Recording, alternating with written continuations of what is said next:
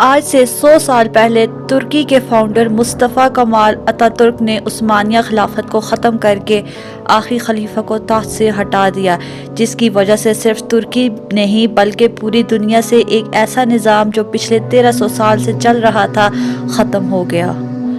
دوستو، سمجھ نہیں آ رہی کہ آپ کو مبارکباد دوں یا پھر آپ سے افسوس کا اظہار کروں، کیونکہ 2023 میں ترکی کے 100 سال پورے ہو چکے ہیں۔ ٹھیک 100 سال پہلے 1923 میں دنیا کی سب سے بڑی جنگ ورلڈ وار 1 کے بعد ترکی کو آزادی ملی، اور ترکی میں 100 سال پورے ہونے پر بڑے جشن سے اس کو منایا گیا ہے۔ لیکن ترکی کی آزادی اور دوسرے ملکوں کی آزادی میں بہت بڑا فرق ہے، کیونکہ دنیا کے دوسرے ملک برٹش، فرانس یا اٹلی سے آزاد ہو کر بنے، لیکن ترکی نے آزادی عثمانیہ خلافت سے لی۔ اس وقت کے خلیفہ سلطان عبدالمجید نے اپنی فیملی کے ساتھ ترکی کو ہمیشہ کے لیے چھوڑ دیا۔ سلطان عبدالمجید کے خاندان نے ترکی پر 600 سال تک حکمرانی کی، اور صرف ترکی نہیں، اس خاندان نے 3 براعظموں پر بھی حکمرانی کی۔ لیکن یہ علاقہ جسے ہم آج ترکی کے نام سے جانتے ہیں، یہ اصل میں کبھی ترکی تھا ہی نہیں، بلکہ ترکش سینٹرل ایشیا کے رہنے والے لوگ تھے، جو آج قازقستان، ترکمانستان کہلاتے ہیں، اور جسے آج ہم ترکی کہتے ہیں۔ یہاں زیادہ تر گریک اور رومنز رہتے تھے۔ اسلامی حکومت پھیلتے پھیلتے جب سینٹرل ایشیا پہنچی تو وہاں ترکش قبیلوں نے بھی اسلام قبول کیا۔ سب سے پہلے جس سردار نے اسلام قبول کیا اس کا نام سلجوق تھا۔ اسی سلجوق کی اولاد میں سے ایک بیٹے ارطغرل نے جا کے اس پورے علاقے کو فتح کر لیا اور یہاں سلجوق امپائر بنائی۔ لیکن اس سلجوق امپائر کا بادشاہ ہمیشہ سلطان کہلاتا تھا، خلیفہ نہیں کہلاتا تھا۔ خلیفہ صرف عباسی سلطنت کے بادشاہ کو ہی کہا جاتا تھا۔ سلجوق سلطنت کی طاقت کی وجہ سے ترکش قبیلے سینٹرل ایشیا سے نکل کر ہر طرف دنیا میں پھیلنے لگے، اور آہستہ آہستہ اناطولیہ، جسے آج ہم ترکی کہتے ہیں، یہاں تک پہنچے، اور رومن امپائر کے ساتھ ایک جنگ میں انہیں بہت بری شکست دی انہوں نے، جس کے بعد آج سے 1000 سال پہلے ترکش نے یہاں سلجوق امپائر بنائی۔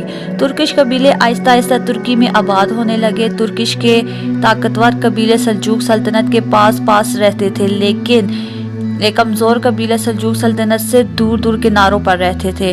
اپنی کمزور قبیلوں میں سے ایک قبیلے کے سردار کا نام عثمان تھا۔ عثمان کی اناطولیہ کے چھوٹے سے علاقے پر حکومت تھی، لیکن آگے جا کر عثمان کی اولاد نے بہت بڑا علاقہ فتحیاب کیا۔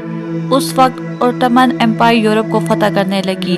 اوٹمن امپائر کے 100 سال بعد سلطان سلیم نے یہ سب کچھ بدل دیا، اور اس نے یورپ سے اپنی توجہ ہٹا کر ایجپٹ پر حملہ کر کے اسے تباہ کر دیا، اور صرف 1 سال میں عثمانیہ سلطنت کے سائز کو ڈبل کر دیا۔ اس طرح خلافت عربیوں کے ہاتھ سے نکل کر ترکش قبائل کی طرف آئی۔ اس کے بعد عثمانیہ سلطنت عثمانیہ خلافت بن گئی، اور دنیا کی سب سے بڑی سپر پاور بن گئی، جس کے سامنے کوئی بھی کھڑا نہیں ہو سکتا تھا۔ بعد میں وہ یورپ جس کی کوئی حیثیت نہیں تھی، وہاں بہت بڑا چینج آیا۔ ایک آدمی جس کا نام کولمبس تھا، اس نے غلطی سے انڈیا ڈھونڈنے کے چکر میں وہ امریکہ کو دریافت کر بیٹھا، جس کی وجہ سے یورپ کے پاس اس سے پورے علاقے کی ویلتھ جمع ہونا شروع ہو گئی، اور یورپ آہستہ آہستہ اوٹمن امپائر سے آگے نکلنا شروع ہو گیا۔ اور صرف یہی نہیں، اوٹمن امپائر کے اندر بھی خرابیاں پیدا ہوئی۔ آہستہ آہستہ عثمانی خلیفہ بادشاہ اپنی عوام سے بہت ڈفرینٹ دکھنے لگے۔ اس دور میں قاسم سلطان نے اپنی طاقت برقرار رکھنے کے لیے عثمانی خلیفاؤں کی جان بھی لی، اور ان ملکوں کی یہ لڑائیاں 100 سال تک جاری رہیں، جس کی وجہ سے عثمانیہ سلطنت کو بہت نقصان ہوا۔ سٹل سب سے بڑا نقصان جس کی وجہ سے مسلمان پیچھے رہ گئے وہ ہے پرنٹنگ۔ جب عثمانیہ خلافت اپنی پیک پر تھی، اسی وقت یورپ میں ایک مشین ایجاد ہوئی جسے پرنٹنگ پریس کہا۔ اس سے پہلے دنیا میں کتابیں صرف ہاتھوں سے لکھی جاتی تھیں، لیکن اس مشین کی ایجاد کے بعد ساری بکس اس مشین سے لکھی جاتی رہیں۔ یہ بہت تیزی سے کام کرتی تھی، جس کی وجہ سے یورپ میں علم گھر گھر تک پھیلنے لگا، اور یورپ میں لٹریسی ریٹ بہت تیزی سے اوپر جانے لگا۔ لیکن جیسے ہی یہ انوینشن ہوئی، اوٹمن امپائر کے علماء اور وزراء نے اسے حرام کہہ کے بند کروا دیا۔ اس مشین کے استعمال پر پابندی لگا دی، جس کی وجہ سے مسلمان بہت پیچھے رہ گئے اور یورپ بہت آگے نکل چکا تھا۔ لیکن 200 سال بعد عثمانیہ سلطنت نے یہ پابندی ہٹا دی، لیکن اٹ واز ٹو لیٹ۔ ان فیصلوں کے بعد اوٹومن امپائر کا ڈکلائن شروع ہو گیا اور ورلڈ وار 1 تک اندر سے یہ بہت کمزور ہو گئے تھے، اور ورلڈ وار 1 میں جرمنی کے ہارنے کے بعد عثمانیہ خلافت بھی ٹوٹنے لگی۔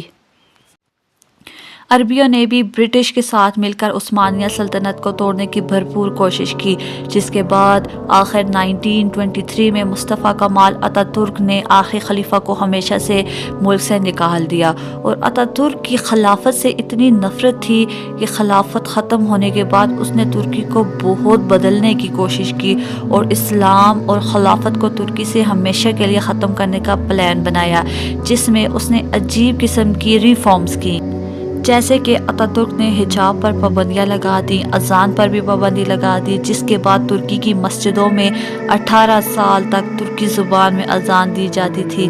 جو ان پابندیوں کو نہیں مانتا تھا، ترکی کی فوج اسے پکڑ لیتی تھی، اور اس طرح 1924 میں خلافت کا نظام ختم ہو گیا، اور 2023 کو اس خلافت کو ختم ہوئے پورے 100 سال گزر چکے تھے۔ تو دوستو، یہ تو تھی ہماری آج کی ویڈیو۔ اگر آپ کو ہماری ویڈیو اچھی لگی ہو تو ہماری ویڈیو کو لائک اور چینل کو سبسکرائب ضرور کیجیے گا۔ شکریہ۔